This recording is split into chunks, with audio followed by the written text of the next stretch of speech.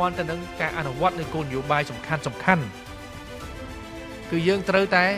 បន្តការតាមដានឲ្យជំរុញថាយើងត្រូវតែខំយើងកុំភ្លេចខ្លួនចឹងនេះយើងក្នុងក្របខ័ណ្ឌនៃការងារកំណែតម្រង់អភិបាលកិច្ចហើយនឹងការងារដើម្បីរំលឹកទៅស្ថាប័នមួយកុំឲ្យភ្លេចខ្លួន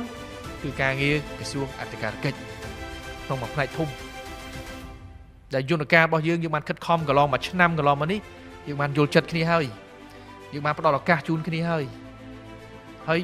យើងត្រូវទទួលស្គាល់នៅសារៈសំខាន់នៃតួនាទីរបស់យើងអានឹងបានយើងជំរុញការងាររបស់យើងទាន់ពេលវេលាបាន